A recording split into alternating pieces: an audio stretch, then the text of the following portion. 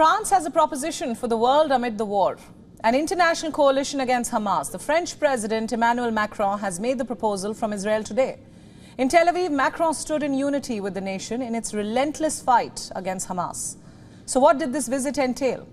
While in Tel Aviv, Macron did not mince words. He called upon the existing international coalition that has been battling the Islamic State group in Iraq and Syria to broaden its scope.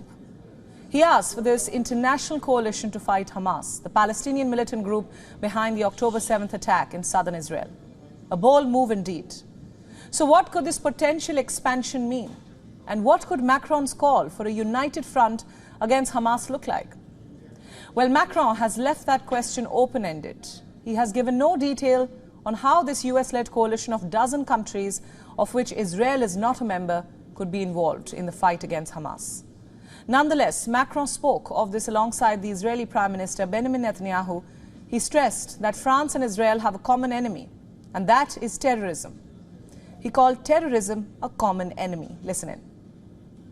This is why France is prepared for the international coalition against Daesh, within which we are engaged for our operation in Iraq and Syria, to also be able to fight against Hamas.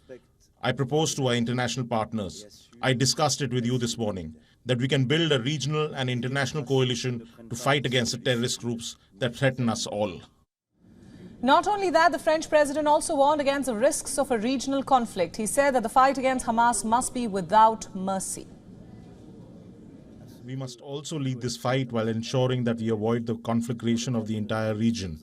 I here warn Hezbollah, the Iranian regime, the Houthis in Yemen, and all the factions which, in the region, threaten Israel not to take the reckless risk of opening new fronts. This would open the door to a regional conflagration from which everyone would lose. And while the Israeli Prime Minister did not directly comment on Macron's proposal, he did describe the current fight as one between the axis of evil and the free world. The test for the West and for civilization is Hamas. If Hamas emerges victorious, we will all lose. Europe will be endangered. Everyone will be endangered. Civilization will be endangered. So if Hamas wins, if Hamas loses and is defeated, then the forces of civilization win. That is why this battle is not merely our own. It's Europe's battle. It's America's battle. It's civilization's battle. It's the battle for the heart and soul and the future of the Middle East and the Arab world.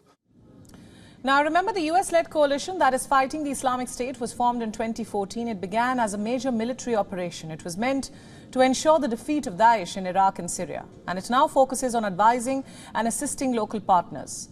The assistance includes reconnaissance and intelligence sharing. It is meant to ensure that Daesh does not reclaim lost ground. The French president has attempted a delicate balancing act. While he called for a united fight against Hamas, he also pushed for the Palestinian peace process. He called for a decisive relaunch in that regard. Macron linked the security of Israel with that peace proposal. He made it clear that Hamas does not carry the Palestinian cause. He said that Palestinian aspirations must be heard with reason. The French president will visit West Bank as well. He will also hold talks with the Palestinian Authority President Mahmoud Abbas. He will be the first Western leader to visit Ramallah following the attacks, a visit that will be closely scrutinized back home and across Europe in general.